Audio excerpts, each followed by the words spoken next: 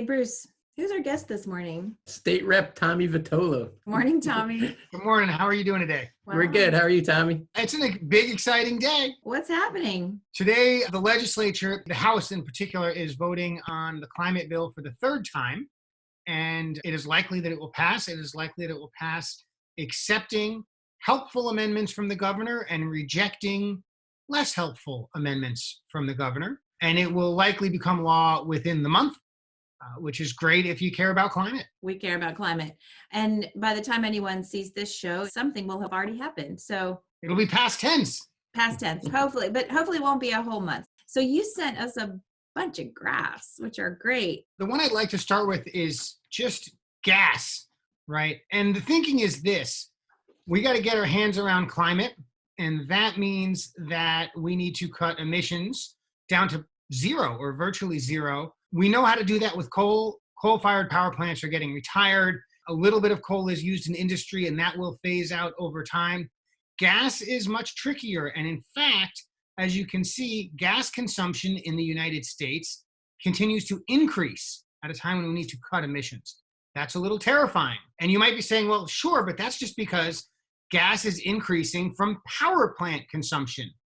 And you're right. So if we look at the chart of just commercial and residential gas consumption, you'll see it's been flat for decades. That's not good enough. And so we've got to figure out how to cut our gas consumption associated with our buildings. And so we're narrowing the scope of the problem. And we can narrow it a little farther, but first what I want to do is acknowledge that it's true. Each building we build is getting more efficient. We have better appliances, we have better windows, we have better construction techniques. But unfortunately, as this third graph shows, homes are getting bigger. And so we're undoing our efficiency progress simply by building larger and larger homes. And in fact, they've essentially canceled each other out. Look, folks want to live in big homes. I'm not going to tell them not to. But what I am going to say is you've got to build all electric homes. And now I've subdivided the question even further, right? Now I'm focused solely on new construction. We've got to renovate the existing 100 million, 150 million buildings in America. Right? We have to do that. Those buildings are built. But before we do that, we might consider stop building new fossil fuel heating systems. And we're talking about heating the space in a building. We're talking about heating the water in a building. We're talking about cooking. We're talking about drying clothes, right? We use gas in buildings for a lot of things. Most of it is heating space. The second place is heating water. And then everything else tends to be much smaller. Nevertheless, we got to figure out how to stop it. And the best way, I guess I would say it this way: when you're in a hole, the thing to do is stop digging, right? And so we need to stop building new fossil fuel infrastructure in buildings. And that's why I'm focused on building codes and standards so that going forward, we do a better job. We stop creating more problem, and then we can pause and start working on all of those renovations that we know we need to do as well. And so the fourth chart that I want to show you also comes from EIA. And, you know, what it shows you is that the South, which has long known for its acceptance of the urgency of climate change and progressive values, is leading the way on building electrification. Surprising, right? I mean, the only thing more surprising than that is that they included Delaware in the South. If you look really closely, you know, what percentage of people from Texas or Georgia or even North Carolina would agree that Delaware is in the South? Probably not a high percentage. What would people in Delaware say? I don't think people in Delaware would say they're in the South either. Eh? Like firmly mid-Atlantic, right? Probably with Maryland as well. Nevertheless, I think the chart is illustrative. And what it's really telling us is that the South has a few things going for it with respect to building electrification. The climate is helpful. There's not a big heavy heating season, and that's where there's a big push for using combustion on site, as well as it's a bit more suburban or rural historically, and they simply don't have local distribution companies throughout the South delivering gas to homes. There are plenty of regions in the Southeast that don't have access to gas. And so some use propane and some use electric. And as you can see, the fraction of homes that are using electric in the South is much higher than the rest of the country. And so we in the Northeast, we've got some catching up to do, as you can see. So this is 45% of homes in the South are all electric. Is that new homes or That's all homes. so new homes must be even more all electric, I would think. I'm not sure. I'm not sure if that's true. You can see the trend is growing, so that would suggest it. But also the number of homes is growing, I guess. It's certainly a big growth area. And it's certainly not the case that 100% of homes in the South that are new are all electric or anywhere else in the country. There's policy work to be done everywhere. So nationally, we've got 25% of the homes are all electric, which means 75% of them aren't. So what are we going to do about that, Tommy? There's no question we've got to renovate 100% of the existing buildings, right? So 75% of the buildings in that chart have some fossil fuel infrastructure that's got to go. And the question is, when do we do it? What we would like to do from an economic perspective is replace the thing the day before it breaks, right? That's what we would like to do. The week before, the month before, schedule it, get a good price, do it on a day that's not very disruptive, and not go without heat, right? That's what we would like to do. If we replace it too early, we're throwing out something that still has functionality, and that has an economic cost. And this isn't just theoretical. If you plan on replacing a piece of equipment every 25 years and it goes early, you don't necessarily have the money budgeted for it. And that's if you're the kind of person who even budgets. A lot of folks don't budget much at all, either because they simply don't have the financial ability or because it's just not the way they're thinking about problems. For them, it's even harder, right? And so we'd like to replace things just as they're about to go because it's the most efficient, it's the least disruptive. That's really hard to do. And so we're going to need all kinds of programs and strategies to help people replace either all of their gas infrastructure in their home at one time or piecemeal. As there's an opportunity, they do a bit at a time. And that's a really important and really complex process that I haven't spent a lot of time thinking about. I've spent more of my time thinking about the other question, which is how do we stop building more oil and propane and gas fueled buildings? And I think the answer there is pretty simple. You legislate it. You put it in the code, right? And the reason is because the incentive of the builder is not the incentive of the homeowner or building owner in 2025. And that's a different incentive than the building owner in 2045. And when incentives are different, that's a great opportunity for the government to legislate so that we as a society get the thing that we actually want. It won't happen on its own. Does any state have a building code that requires this? In some states like Massachusetts, there's a unified building code. And in other states, individual communities have the authority to edit or tweak or improve on the code. And so in California, individual cities have the ability to strengthen their code, to ratchet up the standards. And dozens of communities in California have done that around this specific issue. None of them have said gas is verboten, but they have said, you're not going to use gas for this particular use or that particular use in these particular kinds of buildings, right? And that is moving in the right direction. To my knowledge, no state has created a statewide policy. The Massachusetts climate legislation, which has been kicking around from January 4th, 2021 up until today, creates a novel approach, and that is that it requires the state to create an appendix to the building code that is a net zero appendix, and then says cities and towns who want to do this, use that specific language and only that specific language. The advantage is if you're an architect or an engineer or a builder and you're in Saugus, all you got to know is if Saugus adopted this or not. You don't need to go find out the detailed rules for Saugus, right? And then you go over to Cambridge, another job. Oh, they've also opted in. That's great. I know exactly what I'm doing. The other advantage is developing all of these regulations, these detailed, specific regulations about boilers and furnaces and insulation and windows. That's a remarkably detailed level of expertise. I don't expect mayors and city councils and select board members and town meeting members and zoning boards of appeals members and building committee members to have this expertise. I expect people at the state level to have this expertise when working together. And so when the Department of Energy Resources holds these hearings to figure out what this code is going to look like, they're going to hear from the architects and they're going to hear from Built Environment Plus. They're going to hear from people like Amy Turner, an expert at Columbia School of Law on policies like this. They're going to hear from folks all over the Commonwealth and the country about how to do it right.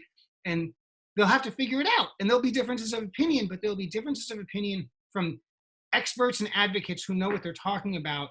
And I think we'll get better policy that way. I sure hope so. So it's really complicated, and there are going to be a lot of opinions. I want to get back to something you said earlier about the uses, though. Most people don't care if their house is warm and their water is hot and all that. Nobody is really going to care. But you mentioned cooking, and I'll tell you, as a super taster, I like my maple syrup to be wood-fired. That's different than cooking with gas, but cooking with gas is a thing. I mean, that's changing culture. Yes. That's changing tradition. That's changing food. I mean, that's huge. That's exactly right. And in fact, I talked about this in a Washington Post interview a couple of weeks ago. Cooking is a really integral part of culture. And in addition to that, there's something, for many people, there's something cathartic about it. There's something sort of, we get in a flow and we do it a way that we do it and we don't want to change it. And that's fine, right? And here's why that's fine. First of all, the carbon emissions associated with cooking is trivial. Now, there are indoor air quality concerns, there are health and safety concerns, and those are great reasons to move to an induction cooktop. From an emissions perspective, cooking is not where we need to worry about. Here's the other thing, though. If you're building a brand new home, let's say a single family home, and you're going to use an air source heat pump for heating and cooling, because you're right, the residents don't care. As long as the thermostat works, they're happy, right? And you're going to install an air source heat pump water heater. Are you going to go ahead and install a gas cooktop? Because if you do, it's going to cost you, the developer, between $5,000 and $10,000 to bring the gas pipe from the street into the home, set up the meter, do all the plumbing. Now look, Jeannie, you're a super taster. You might be willing to spend the 10 G's to have a gas cooktop, and God bless you. Most folks won't. Most folks are going to say, I like gas cooking, but not $10,000 worth. There's a lot of takeout I could buy for $10,000. I'll go ahead. I'll get the induction cooktop. Maybe I got to replace a couple of pans and pots. I'm due for new ones anyway. I'm moving into a new place, right? And they'll get on with their lives and they won't worry about it. And what's really nice about this is we're still leaving the choice to the individual homeowner or resident or occupant. The fact of the matter is, when they look at that choice, eyes open, understanding the costs, they're almost always going to choose the lower carbon, safer for indoor air quality, safer for the little people who live in that home choice anyway. It's a winner, says this guy with a gas cooktop. Well, sure. And I can just picture these little propane tanks like living on the outside of somebody's house, like we had in East Texas, where, I think the house was electric, but we definitely had propane coming, I think, for cooking, maybe for more than that. Yeah, and that's also, we mentioned the South earlier. That's common in the South to use propane for heating as well as for cooking. There will be some of that. There's no doubt. We're going to evolve over time. My expectation is once we start seeing induction cooktops be more common in new construction, you're going to see more of them at Home Depot and at Lowe's, right? People are going to have more positive experiences. It will become, just as normal as gas for a little while, and then it will just overtake it. There are appliances, electric can openers, right? In the 80s, everybody had an electric can opener. People don't really use them anymore, not often, because it's just not worth it, right? We'll evolve, and I think we'll evolve away from gas cooktops in almost all cases. Now, are restaurants still going to use them? Some probably will. And if you're chasing emissions, the emissions associated with gas cooking at restaurants is a tenth of a tenth of a tenth. That's not where we're going to really win or lose the battle on climate. So it's great if Massachusetts has something. It's wonderful for, consistency with contractors and architects and everybody. Do you see any hope on the federal horizon? Because, it seems like if we could tackle this nationally, it'd be even better. For sure. And with all policy around climate change, whatever jurisdiction you're in, it's inadequate. But even if the United States does it, that's not enough. And so, the journey of 1,000 miles begins with a single step. And you take that step, you get steady on your feet, and you take another one. I'd be surprised if this went from Massachusetts directly to federal, right? We're seeing little bits in California. We'll see Massachusetts. And then my hope is, we'll see New York. We'll see New Jersey. We'll see Illinois, maybe. We'll see Washington and Oregon. Maybe we'll get Virginia. That would be exciting. And then it'll pick up steam, right? This laboratory of US government within the states is a real thing. Remember, the building code is really specific to climate.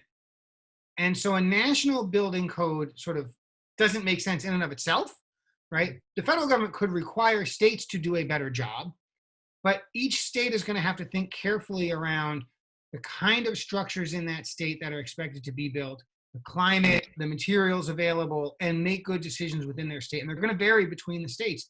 Now, the Department of Energy recognizes this with respect to heat pumps in that they require a more efficient rating of heat pump to be sold in the South, the very big South, than they do in the rest of the country, because they recognize from a cooling perspective, it's so much hotter and humid in the Southeast that you need a more efficient heat pump air conditioner to really make a good go of it. And so we do see some differentiation regionally from some policy in this area. We're going to need a federal policy because we need to get there. And whether or not the federal policy is one that's this specific or that simply demands emission reductions economy-wide in the different states, this is one of the really, really inexpensive tools to make a dent. It doesn't solve buildings, it makes a dent, and it doesn't cost the taxpayers anything directly, because you're requiring those who have enough money available to build a brand new building right now to make a better decision for everybody. And it doesn't even cost them anymore, because between the capital costs and the operating costs, it's almost always a push. There are a few exceptions: lab buildings, hospitals, buildings that require a high amount of air exchange. Those buildings are much harder, but those are really, really a small percentage of what we're talking about. And we might make exceptions for those in the near term. Hey, Tommy, thanks for being on the show. Hey, I'm having a blast, and we're going to get there. We're going to keep working at it.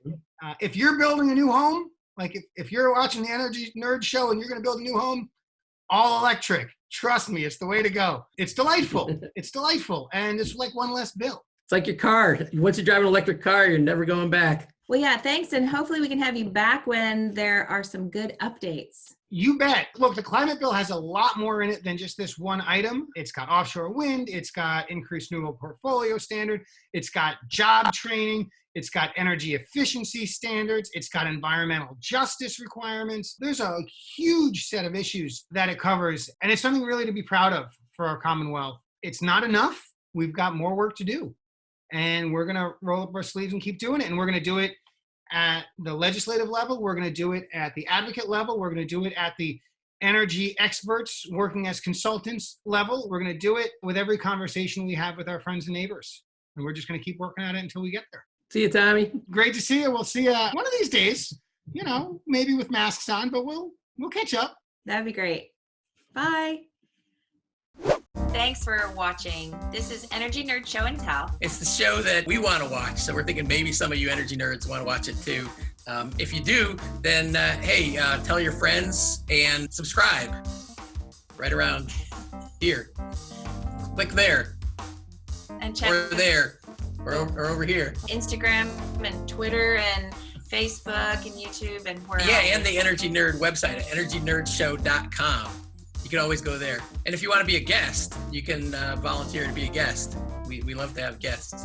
In fact, that's kind of what the show is all about. Absolutely.